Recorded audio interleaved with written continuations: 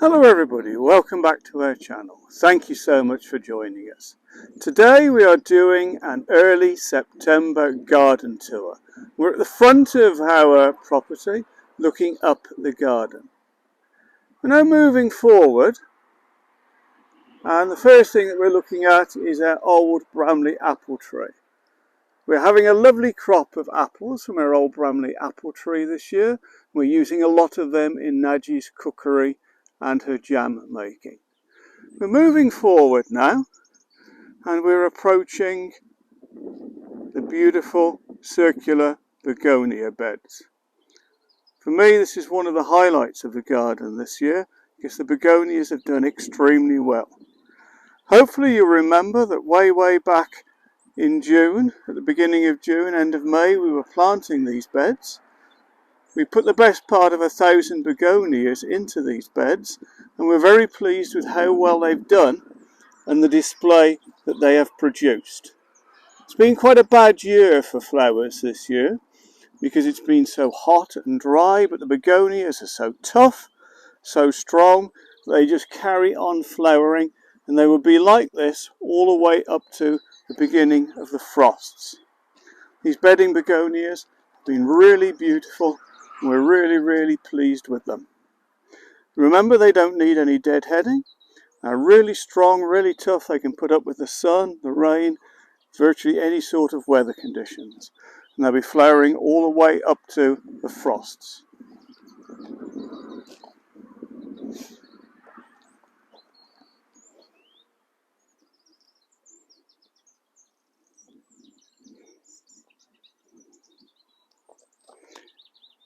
We're moving forward now, and we're going over to our fruit orchard.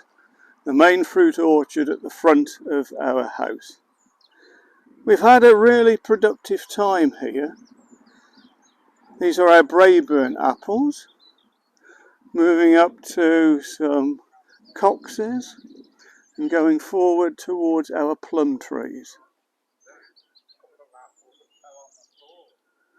Over on this left hand side here you can see that we've got some pears. A very nice crop of pears this time.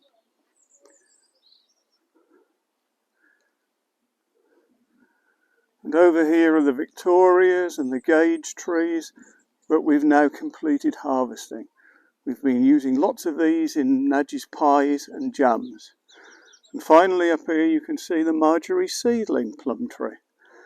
Huge crop of Marjorie seedling plums, which you should really be picking any time now. These are really getting ripe now and they're ready for picking. So we're really pleased with how well the orchard has done this year. We've had some really lovely crops.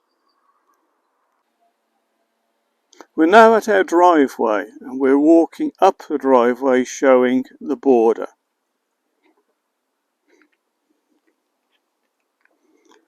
Mixture of perennials and annuals. A lot of the perennials in particular are now past their best, but it's still quite a nice show. Going down the other side of the driveway, Rudbeckias still look nice.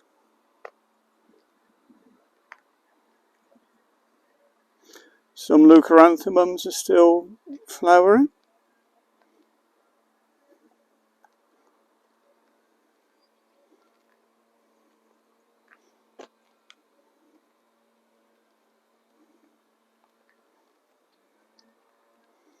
Now moving around onto the front lawn, we're going back up the side of this bed.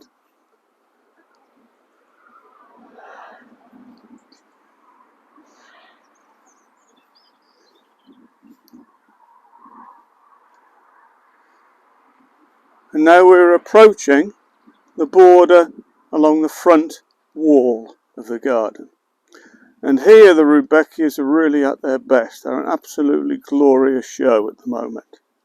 Really pleased with them. So this long border here, we've got the bedding begonias at the front and the Rudbeckias at the back. And we think they make a really lovely show.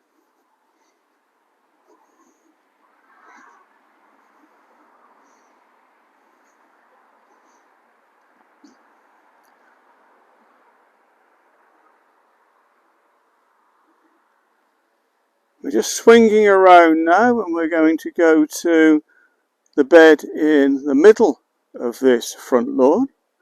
We've got a fountain, and we've got planting around the outside. Blue lobelias look particularly striking at the moment.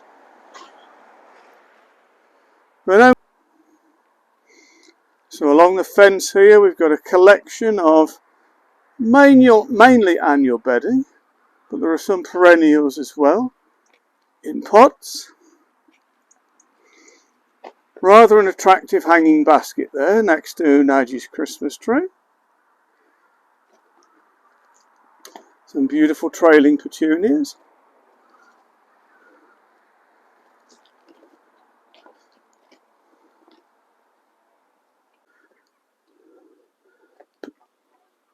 Begonias, non-stop begonias, and some of our roses that we deadheaded have started blooming again. Oh, I really like that rose. It's so beautiful.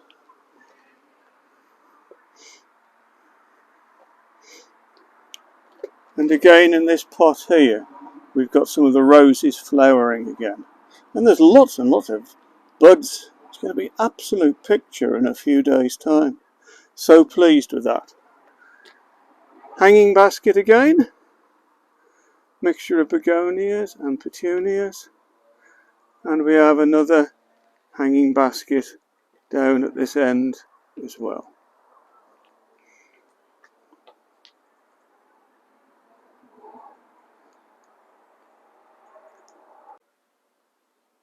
Around the back of the property you can see here that we've got our herb garden just outside the kitchen window. Now I've just been using lots and lots of these herbs and others that we've got, and indeed he's using some today. We've got some of the plants in pots that you saw us planting earlier in the year.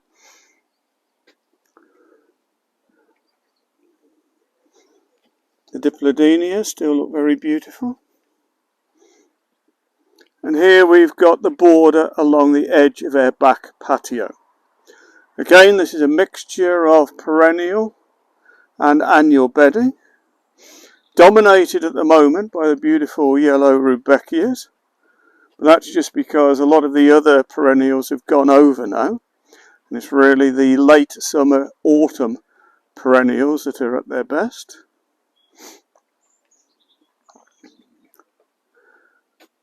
Over on this side we have our late cropping potatoes. All the way down this wall we've got, well, I haven't actually counted, I would guess it's about 20 buckets of late cropping potatoes. They're at different stages. Some of them have been in there a long time, and in actual fact I might even think about having a look in one or two of these to see what they're like. But those are our late cropping potatoes. Over here we've come to our rose bed. There's not any roses really showing here at the moment, although there are some coming into bud and will be coming out a little bit later. It's still quite pretty, although obviously a lot of the plants are going over now and are not at their best.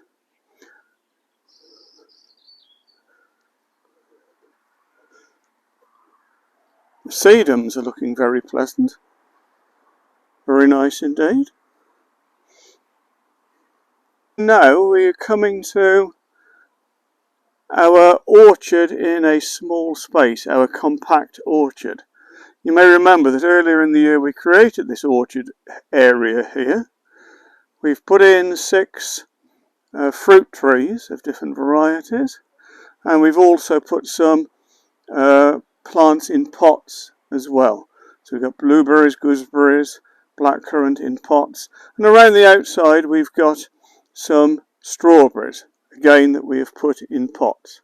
You can see that this area is beginning to establish quite well, and indeed we do have some beautiful apples on this cordon apple tree, which we're really pleased about.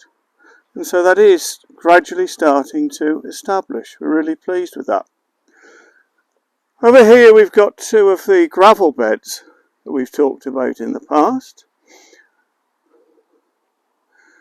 Quite pretty at the moment, but do need to be developed further and will be later in the year. Background bed, this large bed in the middle of our back garden. Unfortunately, this is not at its best at the moment. Quite a lot of the flowers have gone over. The beautiful crocosmias at the back have all had to be cut down because they were absolutely burnt to a cinder by those very hot days that we had not long ago. Thankfully, the dahlias were not affected in the same way. I think they were a little bit more shaded. And so this dahlia bed over here, we're actually very pleased with. And at the moment, we have some beautiful dahlias here.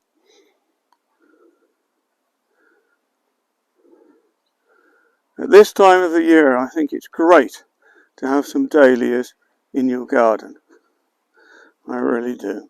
They produce some beautiful late summer and autumn colour. Beautiful, beautiful dahlias. Gorgeous. Moving down here past our big Acer tree, we're coming to some potatoes in pots. These are a lot of our main crop potatoes that we've got in the buckets, in the containers, and they're doing quite well, I think. We've had some good crops. We just go around the side here to this raised bed garden here. Start off at this end where Nadge has got her pumpkin patch, and she's really pleased with how some of her pumpkins are developing at the moment.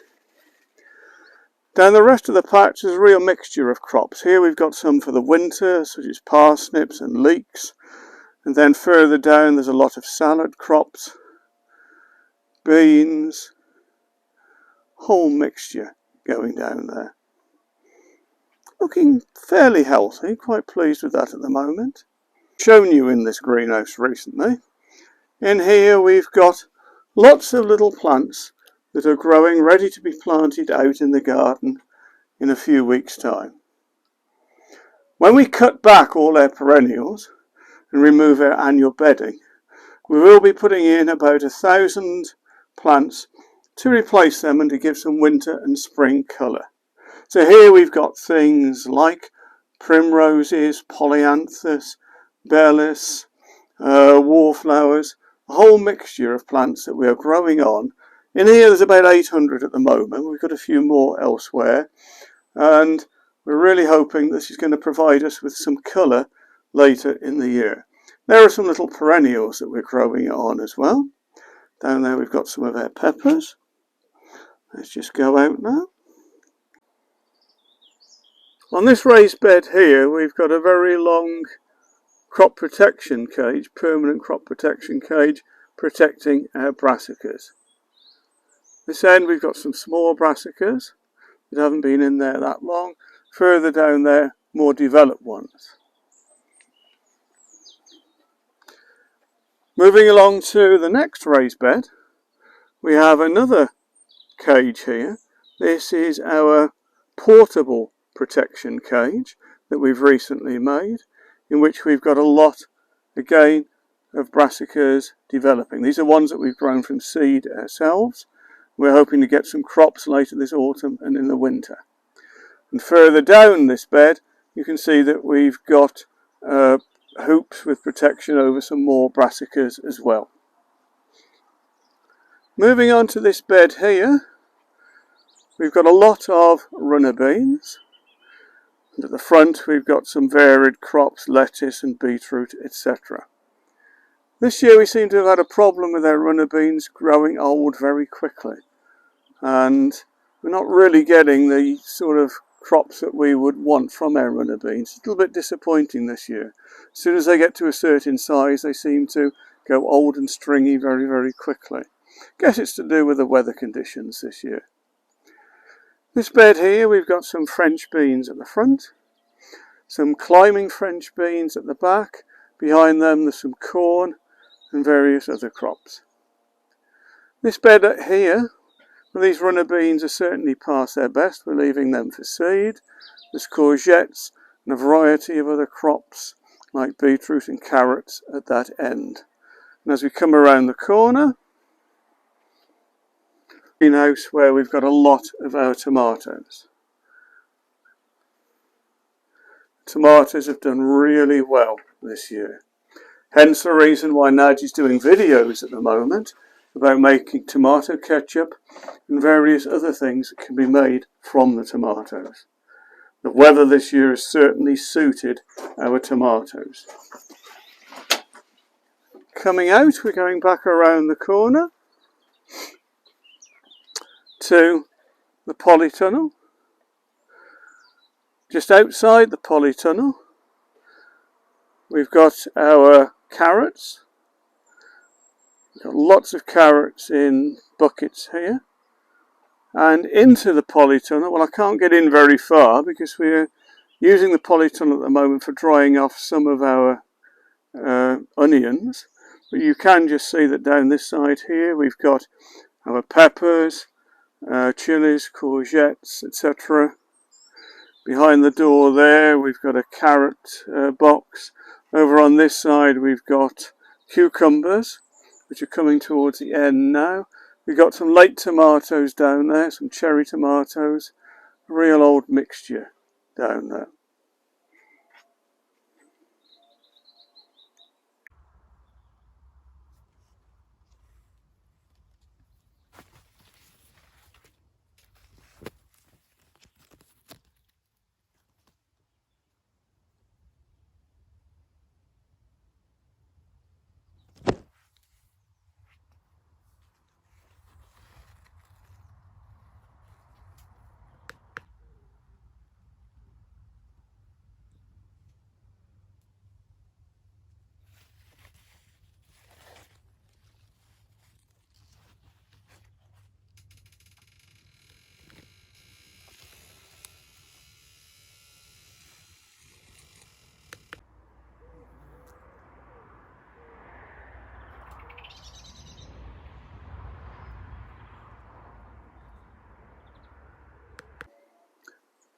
Just to conclude our garden tour, we've gone up onto the top patio.